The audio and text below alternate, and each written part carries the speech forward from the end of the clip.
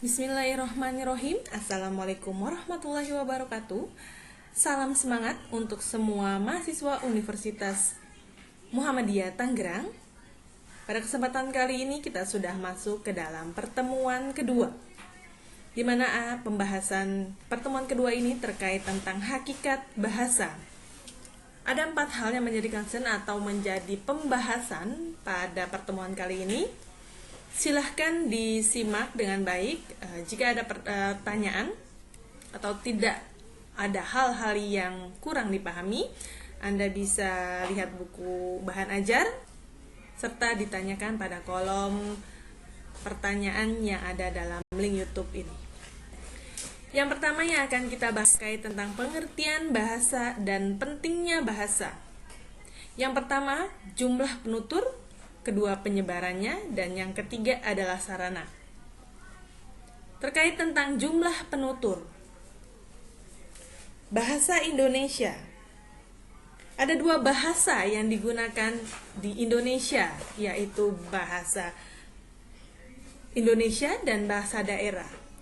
Hal ini dapat dikatakan sebagai mother tongue, yaitu bahasa ibu. Sebagai contoh, ketika kita tinggal di daerah Jakarta, bahasa yang banyak digunakan adalah bahasa daerah, yaitu bahasa Betawi, dengan bahasa Indonesia yang memang tersusun secara resmi. Nah, ada hal-hal yang menjadi concern terkait jumlah penutur.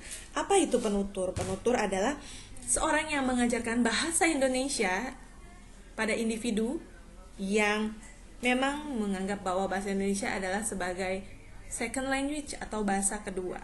Nah, jumlah penutur ini terus bertambah. Banyak faktor yang menjadikan jumlah penutur ini bertambah, yaitu seiring dengan pertumbuhan urbanisasi dan banyak hal. Yang kedua, penyebarannya. Bahasa Indonesia adalah bahasa resmi yang digunakan dari Sabang sampai Merauke. Terkait tentang penutur bahasa tadi, secara survei sudah didata bahwa memiliki 240 juta lebih penutur bahasa asing yang tersebar dari Sabang sampai Merauke. Nah, dari ini masing-masing bertambah sebagai semisal, yaitu negara-negara tetangga yang memang membutuhkan bahasa Indonesia sebagai bahasa komunikasi terkait tentang tadi yang saya katakan urbanisasi. Selanjutnya adalah sarana. Bahasa dipandang dari dan dipakai sebagai sarana ilmu, budaya, dan kesusastraan. Selanjutnya adalah fungsi dan kedudukan bahasa. Kita akan bahas terlebih dahulu terkait fungsi dari bahasa. Fungsi bahasa yaitu sebagai pemersatu, fungsi pemberi kekasahan, fungsi pembawa kewibawaan, dan satu fungsi yang bersifat objektif, yaitu fungsi sebagai kerangka acuan. Bahasa baku bisa mempersatukan segala penutur dari bermacam-macam dialek. Kenapa bahasa Indonesia diajarkan semester 1? Kalian ketika mengatakan bahasa dengan lugas, dengan penuh percaya diri, itu akan menghasilkan komunikasi atau penyampaian informasi secara baik atau bisa dikatakan penuh dengan kewibawaan. Lalu yang kedua yaitu tentang kedudukan bahasa. Bahasa Indonesia berkedudukan sebagai bahasa nasional sesuai dengan Sumpah Pemuda pada tahun 1924. Dan yang kedua, bahasa Indonesia berkedudukan sebagai bahasa negara. Ini diatur oleh Undang-Undang Dasar 1945. Yang ketiga, terkait tentang ragam bahasa.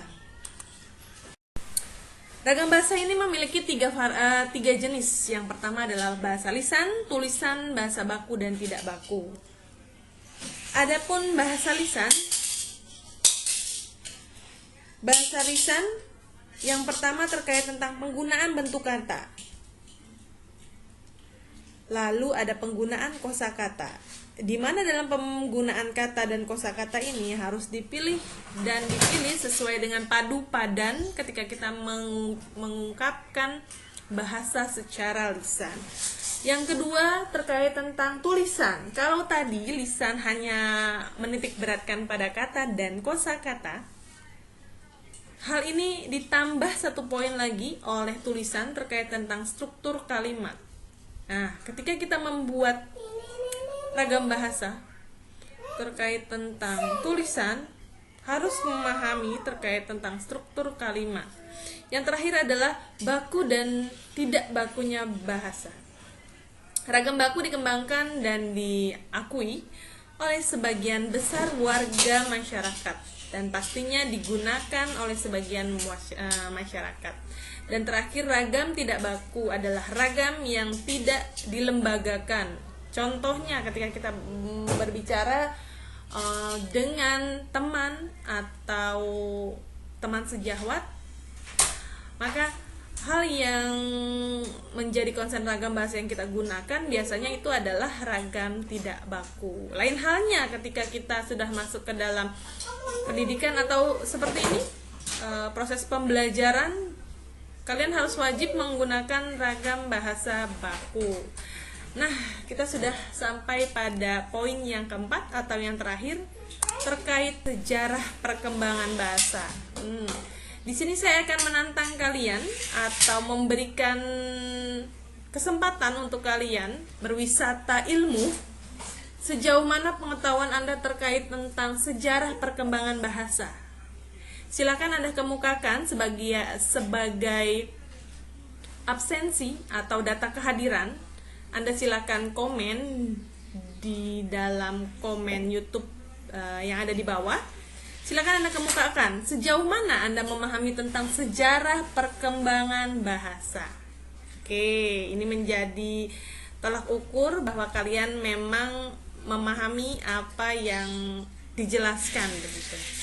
Yang terakhir penutup, kita sudah membahas tentang hakikat bahasa. Ada 3 hal yang tadi sudah disampaikan terkait tentang pengertian bahasa, lalu fungsi dan kedudukan, serta ragam bahasa. Nah, di sini saya melis merah sejarah bahasa. Saya yakin Anda adalah mahasiswa yang memiliki kompetensi yang akan lebih paham ketika refleksi dari pembelajaran. Nah, silahkan sejarah bahasa kalian pelajari, dikemukakan hanya dengan 1 paragraf saja boleh di dalam kolom komen sebagai tanda kehadiran. Mungkin itu penjelasan dari saya. Saya akhiri. Terima kasih atas attention atau perhatian dari semua mahasiswa. Saya akhiri. Assalamualaikum warahmatullahi wabarakatuh.